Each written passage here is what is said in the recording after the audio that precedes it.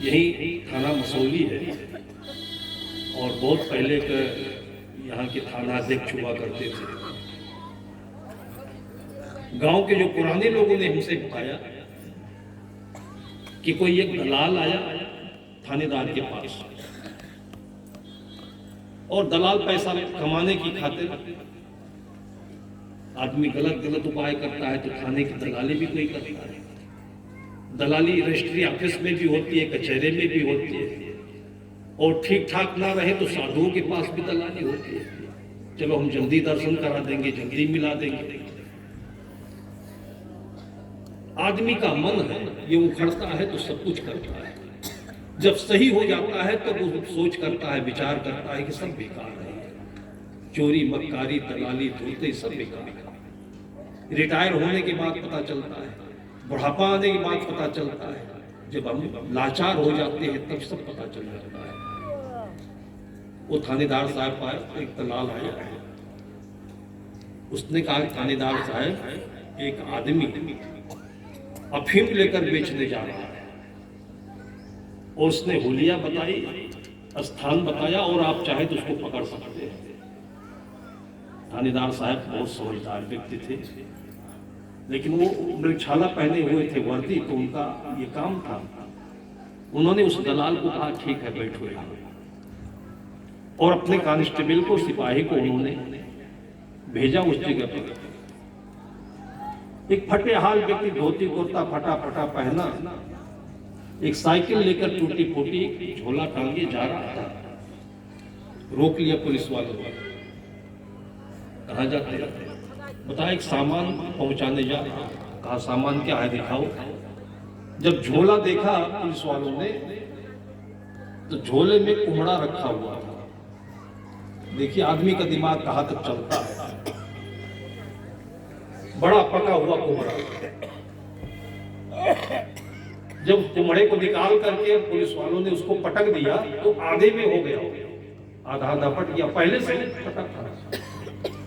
कुम्हड़े के अंदर का जो गूदा होता है, बीज होता है, वो सब निकाल दिया था और उसकी जगह पर अफीम भर दिया था। बाराबंकी अफीम के नाम से बहुत बदनाम है। अब क्या करें, हम भी अफीम खाते हैं रोज। अब तो यहाँ पोस्ते की खेती खत्म हो गई है, नहीं तो पोस्ता बहुत होता था। उन्हीं के घर हम लोग जाते थे, उन्हीं के घर की रोटी खाते थे। वो लोग किसान ईमानदारी से अफीम निकाल करके दे दिए, गवर्नमेंट को बेच दिए, बीच में दलाल पैसा कमाते हैं। उस कुम्हड़े के बीच में अफीम रखी थी। गवर्नमेंट का भाव होता है 30,000 रुपए किलो और बाजार में बिकता है वो 2 लाख 3 लाख रुपए किलो। इसी में लोग दलाली करते हैं।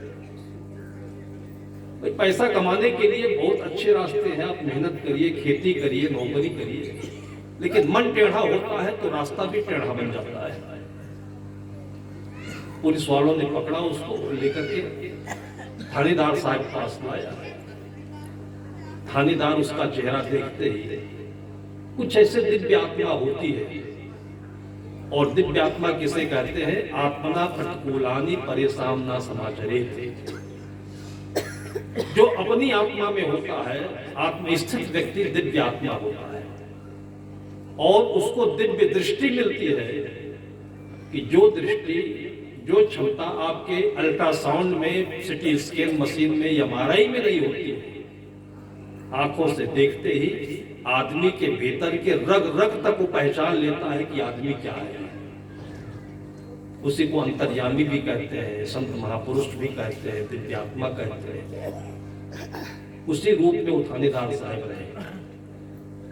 उनको तो क्या है, उसको मार पीट करके अफीम जब्त करना चाहिए, पैसा लेना चाहिए, जेल भेजना चाहिए, जो कि आमतौर से होता है। लेकिन थानेदार साहब उसका चेहरा देखते ही जो असलियत थी वो जान गए, और उससे पूछे कि ये बताओ, तुम देखने में तो बड़े भले आदमी, सज्जन लगते हो, लेकिन सच सच बता दो कि इस बुरे काम में कैसे फंसे। वो थर-थर कांप रहा था, चेहरे पर घबराहट थी, आंखों में आंसू थे। थानेदार साहब बोले कि डरो नहीं, हम आपके भाई हैं, आप हमारे बड़े हो, पिता के रूप में हो। ऐसे गलत काम में क्यों फंसे? तब उन्होंने बताया कि मेरी 2 जवान बेटियां हैं, घर में केवल 2-2.5 बीघे जमीन है, खाने को भी नहीं अटता है। बेटी जवान हो गई है, एक 28 वर्ष की है, दूसरा 30 वर्ष की है, शादी नहीं हो रही है, पैसा नहीं घर में, पूरी रात भर नींद नहीं आती है। ये बोलते बोलते थानेदार साहब की आंखों में आंसू आ गए। उसने बताया कि हमारे पड़ोस में एक व्यक्ति रहता है, उसको भी दया लगी होगी हमारे इस गरीबी पर। उसने कहा कि तुम चिंता मत करो और तुम्हारी दोनों बेटियों की शादी के लिए पैसा इंतजाम मैं कर दूंगा। मेरा एक सामान है, इसको यहां से ले जाकर वहां पहुंचा दूंगा। मुझे नहीं मालूम था कि इसमें क्या है, सामान है इतना मालूम था। वो पहुंचाने जा रहा था। इसमें कुछ पैसे मिल जाते हैं, मेरी बेटी की शादी हो जाती है। और जो दलाल चुगली करने आया था थानेदार के पास में, वो उसी गांव का पड़ोसी था। तब उसको थानेदार साहब बुलाए, बैठा रखे थे। थानेदार साहब ने पूछा कि तुम इसको जानते हो? कहा जानता हूं। कहा इनकी 2 बेटियां हैं, जानते हो? कहा जानता हूं। फिर वही गाली वाली बात जो आती है सबको, ऐसे ही मौके पर मन रहे। कहा कि ये बताओ बदमाश कि अगर ये काम कर लेता है, इसको 4 पैसे मिलते, इसके बेटियों की शादी हो जाती, तो तुम्हारी छाती क्यों फटी जा रही थी? तुम क्यों बताने आए हमारे पास? तुमको पता था कि आदमी सज्जन है। और फिर लाठी लेकर के जो लाठी से पिटाई कराई उसकी, कि मैं वो थानेदार नहीं हूं, आज से इस थाने पर दिखाई नहीं पड़ रहा। और उसके बाद कहा कि महाराज आप चिंता मत करो, वो दोनों बेटियां आपकी नहीं हमारी है।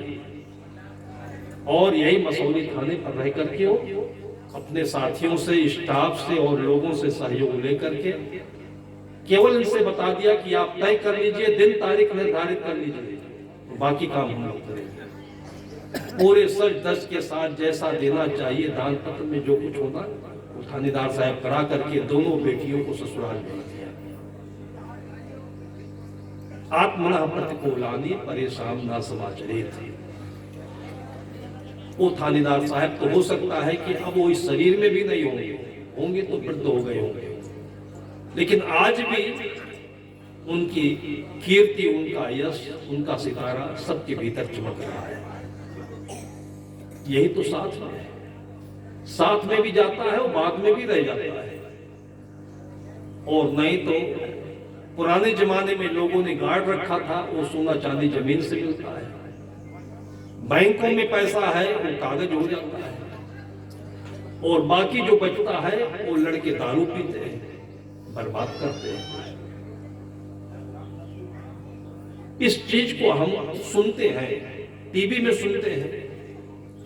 आजकल टीवी आ गया है, मोबाइल आ गया। ऐसी बात नहीं कि ऐसी बात सुनाने वाले नहीं है, लेकिन कानों में इतना मैल भरा हुआ है, आंखों में माड़ा चढ़ा हुआ है कि सुनते हुए भी सुनाई नहीं पड़ता, देखते हुए भी दिखाई नहीं पड़ता है। हाँ, अगर ये चीज आपके अंदर में है तो आप राजनीति में जाइए, अफसर बनिए, डॉक्टर बनिए, इंजीनियर बनिए। आप लोगों ने देखा होगा कि कल यहाँ पर चिकित्सकों की, अधिवक्ताओं की पूरी टीम आई हुई थी, पत्रकार लोग भी आए थे। लेकिन उन डॉक्टरों को मैं जानता हूं कि जो अपने बच्चों की बीमारी छोड़ करके मरीजों की बीमारी पर ध्यान देते हैं, उन डॉक्टरों को मैं जानता हूं। रात, आधी रात हो, कभी भी हो, यहां से हम फोन कर दें। अब साधु संतों के पास हर परिस्थिति के लोग आते हैं, लेकिन मैं आपको बता दूं, अगर सच्चे दिल से आप अपने माता पिता गुरु का नाम ले रहे हो तो आपकी कठिन से कठिन परिस्थितियां सॉल्व हो जाएंगी, समाधान हो जाएगा, बीमारी दूर हो जाएगी, सब सही हो जाएगा। और नहीं होता है तो आपको एक अच्छे डॉक्टर भी मिल जाएंगे, अच्छा वकील भी मिल जाएगा, अच्छे नेता भी मिल जाएंगे, अच्छा साथी मिल जाएगा, अच्छे बेटा बेटी, पति पत्नी सब मिलेंगे आपको। लेकिन ये सब प्राप्त करने के लिए हमारे भीतर में अच्छाई होनी चाहिए, हमारे भीतर में पात्रता होनी चाहिए। आज सतगुरु विशाल देव की पुण्यतिथि है और आज जो आने वाले हैं यहाँ पर छत्तीसगढ़ के यशस्वी मुख्यमंत्री जी, थोड़ा सा उनकी सुरक्षा के लिए आप लोगों को मन में विचलन हो रहा होगा,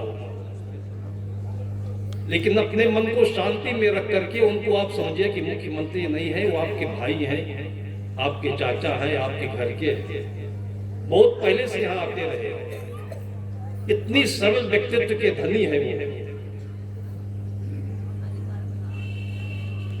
सतगुरु विशाल देव के ग्रंथ को पढ़ करके, संतों के दर्शन करके, अब यहाँ से 1000 किलोमीटर दूर है छत्तीसगढ़, गुजरात से लोग आए, नेपाल से लोग आए, वैसे वहां से भी लोग आते रहे, लेकिन पुण्य जन्म का कुछ है, पूर्व जन्म का कुछ पुण्य कमाया होता है तो अपनी चीज मिल जाती है। हम देखते हैं कि यही आसपास के लोग नहीं आ पाते। कल हमें भी लगता था कि एक अच्छी शख्सियत आ रही है, उनके बाणी वचन सुने लोग, कितनों को छुट्टी नहीं थी, अपनी अपनी मजबूरी होगी, लेकिन फिर भी इस काम के लिए तो हर आदमी को किसी भी कठिन परिस्थिति में छुट्टी ले ही लेना चाहिए। लेकिन जब तक पुण्य नहीं होता है, जैसे गोस्वामी जी कहते हैं कि पुण्य पुंज बिन मिल ही नहीं सकता, संत मिलते हैं दिखते नहीं।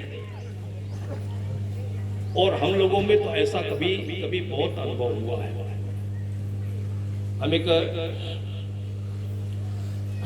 भक्त के यहाँ गए हुए थे बॉम्बे में, गुजरात से किसी एक महिला ने हमको कहा कि आप बॉम्बे जा रहे हैं तो हमारी छोटी बहन रहती है, वहां भी चले जाइएगा शायद।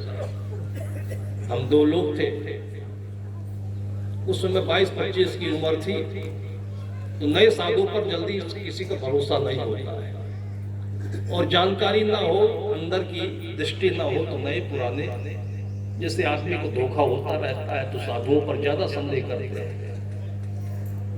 उसके बहन के घर में हम लोग गए तो दूर से वो दरवाजा खुले नहीं और दूर से भगा दिया।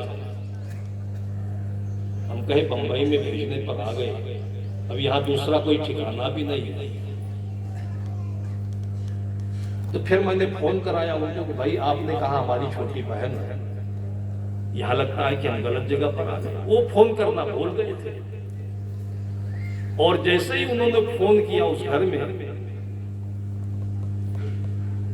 तो पति पत्नी इतना रोए हैं हम लोगों को बुला कर रख करके कि आप संत रूप में हमारे द्वार पर खड़े हैं। सतगुरु कबीर साहब कहते हैं कि द्वारे तेरे राम जी मिलो कबीरा मोहि,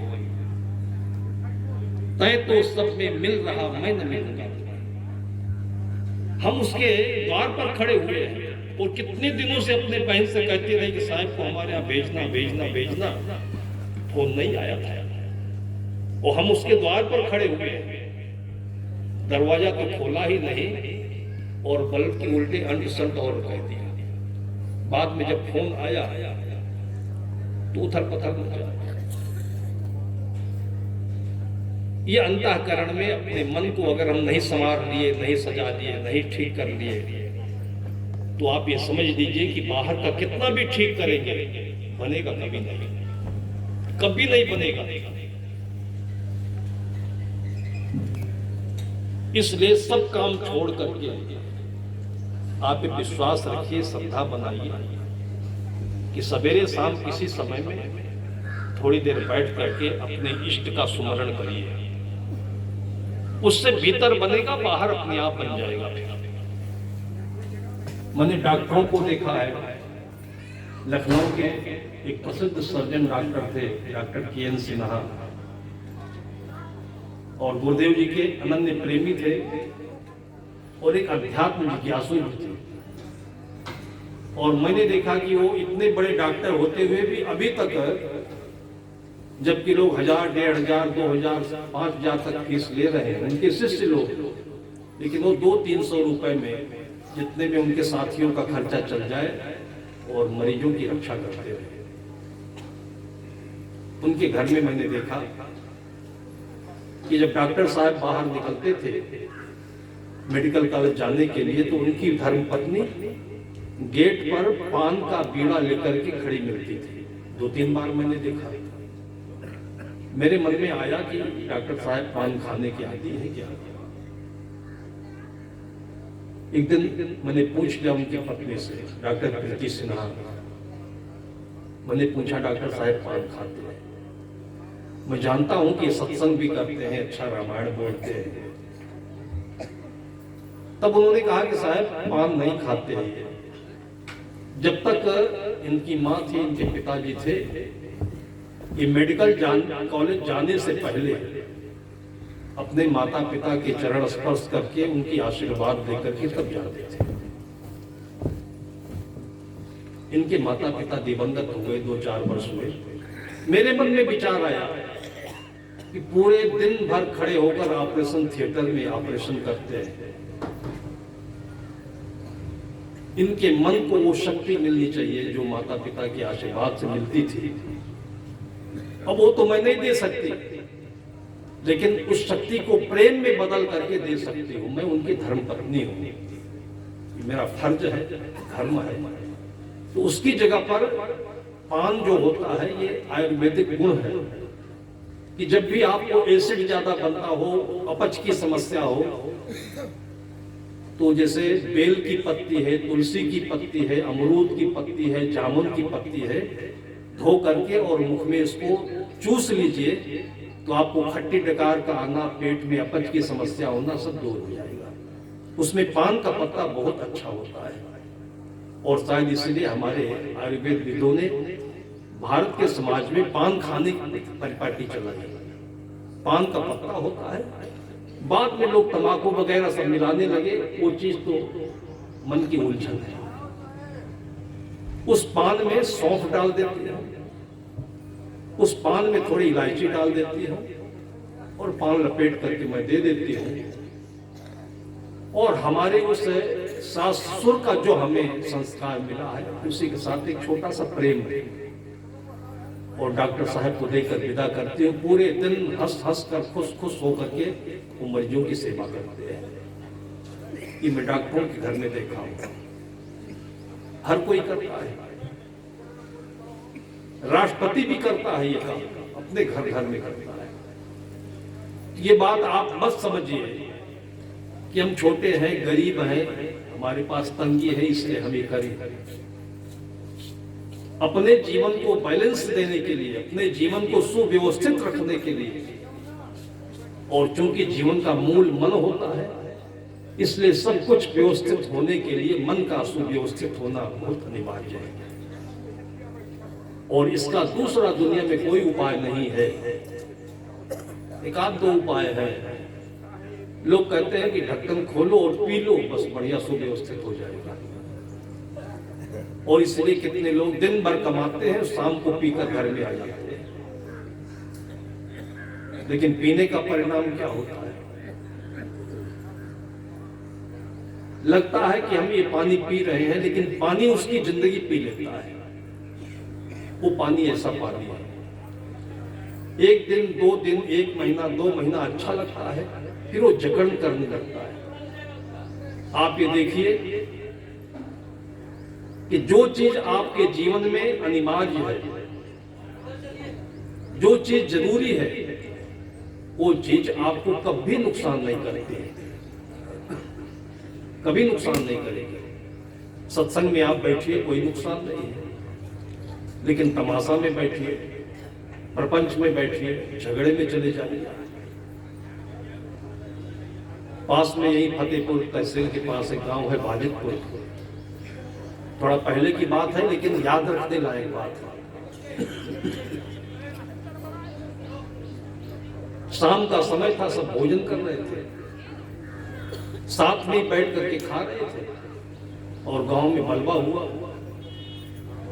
कोई एक बड़ा खराब प्रवृत्ति का व्यक्ति था और बहुत सारे उसके जो दुश्मनी थी, वो लोग मिल करके उसके घर में उसको मारने के लिए पहुंचे, हल्ला मचा। दुश्मनी रही होगी एक दो लोगों से, लेकिन हल्ला सुन करके बेमतलब में 10 लोग, 20 लोग, 50 लोग पहुंच गए। और जिसके घर में हम लोग रुके थे वो बता रहे थे कि हमारे बच्चे भी खाना छोड़ करके भागने लगे। लेकिन साहब की बात याद आई, मैंने कहा कि खाना छोड़कर जा रहे हो, अभियान में दृष्टांत है ये, खाना छोड़कर जा रहे हो, पता नहीं लौटोगी कि नहीं लौटोगी, आधा खाना कौन खाएगा। खाना छोड़कर बीच में नहीं उठना चाहिए। पिता की बात मान लिए बच्चे नहीं गए। और बता रहे थे कि गांव के जितने लोग गए थे, हत्या तो उसकी हो गई, सब लोग ने नहीं किया होगा, हत्या तो 1-2 लोगों ने किया होगा। लेकिन जो उसका परिणाम हुआ, FIR हुई, मुकदमा चला, और मुकदमे में 20 लोगों को आजीवन कारावास हुआ। उन 50 लोगों में से 20 लोगों को आजीवन कारावास हुआ और कितनों को अर्थदंड हुआ, थोड़े दिन का कारावास हुआ। और सचमुच में वो लोग उसी जेल में रह करके और बूढ़े होकर, रोगी होकर के मर गए। गलती क्या थी? मारने वाले दूसरे थे। गलती इतनी थी कि जहां जाना चाहिए, जहां बैठना चाहिए वहां नहीं, जहां नहीं जाना चाहिए वहां नहीं, जो खाना चाहिए वो खा नहीं रहे, घर का भोजन करना चाहिए। इसलिए साधु संत लोग भोजन को प्रसाद कहते हैं, खाना नहीं कहते। खाना एक बहुत साधारण शब्द है, खाने से पाखाना बनता है, मुंह में डाले और नीचे से निकल गया। कितने लोग कहते नहीं कि साहब हम खाते बहुत है लेकिन हीमोग्लोबिन नहीं बढ़ता है, वजन नहीं बढ़ता है, शरीर में लगता नहीं है, वो खाना है। खाना को अगर आप भोजन बनाइए, प्रसाद बनाइए, और इसलिए आप गुरुद्वारे के लंगर में चले जाइए, संतों के मेले भंडारे में चले जाइए, तो वहां पर यही कहा जाता है कि चलिए प्रसाद पा लीजिए। बहुत कम लोग जो नहीं जानते वही कहिए खाना खा लीजिए। खाना तो केवल आपको होटल में होता है, और प्रसाद संतों के यहाँ होता है, और घर में जो माता पिता और बच्चों के द्वारा मिलता है वो भोजन होता है। ये तीनों शब्दों में जो फर्क है, अंतर है, उसको समझ लीजिए। और यही वजह है कि खाते सब लोग हैं, बरकत नहीं, शरीर में लगता नहीं। पैसा सब लोग कमाते हैं, बरकत नहीं होती। क्यों नहीं होती? लगभग घरों में, दुकानों में लिखा जाता है शुभ लाभ। क्यों लिखा जाता है? अच्छे चित्त के साथ, अच्छे मन के साथ आप जो दुकानदारी करोगे, जो धंधा करोगे, जो खेती करोगे, जो गृहस्थी करोगे, वो लाभ बढ़िया होगा, टिकाऊ होगा। इसलिए हमारे भारतीय परंपरा में रुपया को रुपया नहीं कहते, कहीं डॉलर कहा जाता है, कहीं टका कहा जाता है, कहीं पाउंड कहा जाता है, कहीं दिनार कहा जाता है। लेकिन भारत में उस चीज को लक्ष्मी कहा जाता है, और लक्ष्मी की पूजा होती है। केवल भारतवर्ष ऐसा देश मिलेगा जहां पर लक्ष्मी की पूजा होती है। ये चीज आपको बांग्लादेश, पाकिस्तान, अमेरिका, इंग्लैंड कहीं नहीं मिलेगी। आप जो बाहर से अपने घर को लाते हो, अगर आपको वेतन मिला, तनख्वाह मिली, अनाज मिला, वो सब लक्ष्मी है। घर में लाने से पहले उसको संस्कारित करिए, और उसको संस्कारित करने का जो उपाय है वो यही था कि खलिहान में ही थोड़ा बहुत, पहली कहते थे जिससे पहले नापा जाता था, डलिया कहते थे, एक डलिया निकाल करके संतों के लिए, घर में आने वाले किसी अतिथि के लिए, पाहुना के लिए निकाल देते हैं। तब जो घर को लाते हैं वो अनाज नहीं होता है, लक्ष्मी हो जाती है। आपके घर में जो कुछ भी आए वो लक्ष्मी जैसे बरकत करे। आप यहाँ से वो संस्कार लेकर के जाए, आपके बच्चे बेटा नहीं बने, लड़का नहीं बने, वो देवता बने, देवी बने। ऐसे बहुत सारी शुभकामनाओं के साथ में अभी थोड़ी देर के लिए आप लोग यहीं पर व्यवस्थित अच्छे ढंग से बैठे रहें। हम आते हैं, हमारे यहाँ अतिथि आने वाले हैं, फिर उनको लेकर के हम आपके सामने उपस्थित होते हैं और सदगुरु विशाल देव का आशीर्वाद सबको एक साथ मिले। इन्हीं शुभकामनाओं के साथ थोड़ी देर के लिए मैं अपनी वाणी को विराम देता हूँ। बोलिए सदगुरु देव की। यहाँ उपस्थित सभी भक्त महात्मा भक्त माताएं, बहनों, बाल बच्चे जितने भी पधारे हुए हैं, सदगुरु विशाल साहब के नाम से जय पुकार करें। बोलिए सदगुरुदेव की, बोलिए कबीर साहेब की, बोलिए श्री प्रेम साहब की।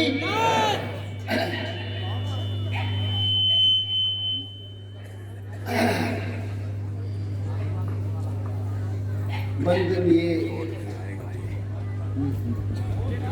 पूजनीय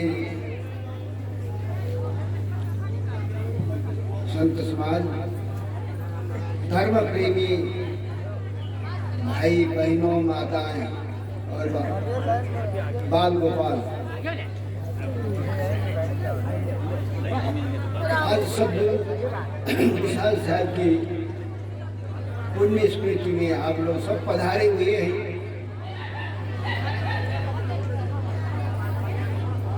आप लोग का बड़ा भाग्यवान हैं। हम लोग के नेपाल में तो उतना संत भी नहीं है, और इधर से जाए तो कोई दर्शन मिलता है, नहीं तो वहाँ के जो भक्त लोग 3 आश्रम है, कभी कभी दर्शन मिलता है। यहाँ तो गांव-गांव में सब संत महात्मा रहते हैं, दर्शन मिलता है। देश विदेश से आए हुए संतों को भी दर्शन होता है।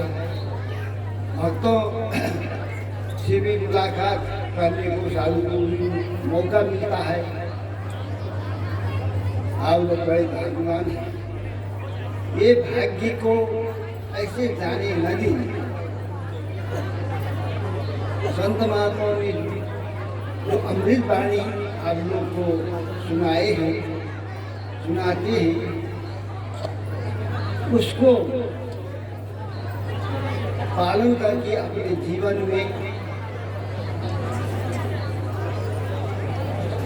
को सफल करना चाहिए। कोई पैसा कमाने से, विद्या पढ़ने से, धनी होने से, पद अधिकार पहुँचने से उसका जीवन सफल नहीं होता। ये तो छूटने वाला चीज है, एक दिन छूट जाएगा। ये शरीर भी नहीं रहेगी, एक दिन छोड़ना पड़ता है। इस शरीर छोड़ने के पहले अपने आप को जाने, समझे, मिले।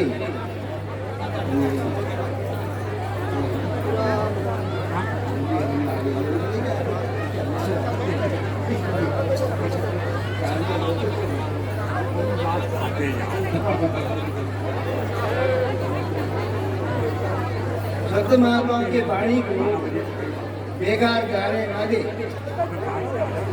शरीर तो एक दिन छूटेगा ही,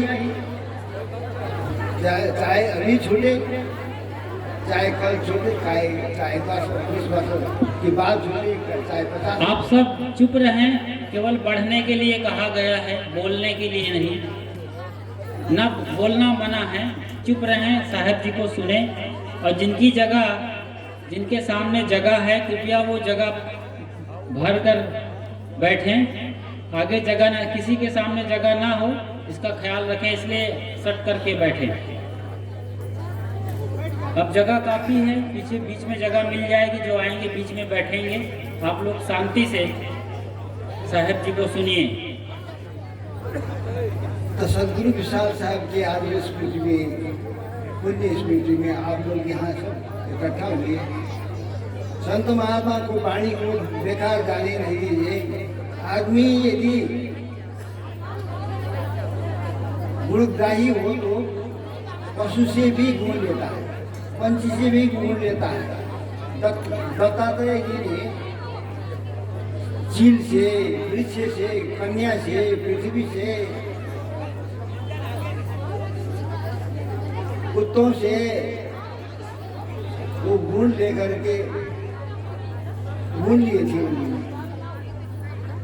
तो मैं एक छोटा सा एक दृष्टांत नहीं, ये घटी हुई बात को मैं आप लोग के सामने रखने जा रहा हूँ। एक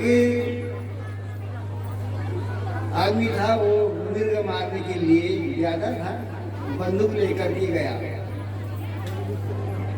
मिर्ग मारने के लिए, और जंगली मुर्गा को मार करके वो मांस खाता था। तो खाने के लिए बंदूक में गोली भर करके गया, और जंगल में तो बाघ भालू भी मिलते हैं, तो उसकी भय से वो पेड़ पर चढ़ा।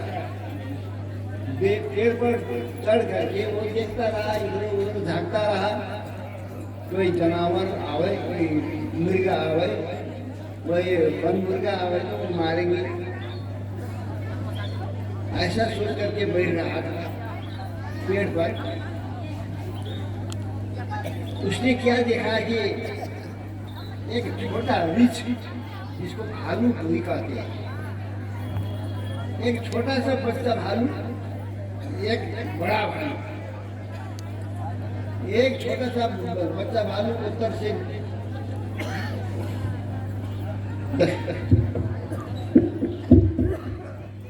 दक्षिण तरफ आ रहा था, और बड़ा भालू दक्षिण से उत्तर तरफ जा रहा था। वो जो बीच जो रास्ता था, एक को छोड़ करके पास करने के लिए जगह नहीं था, ढालू दोनों तरफ ढालू था, बहुत 200 फीट नीचे खड्डा था।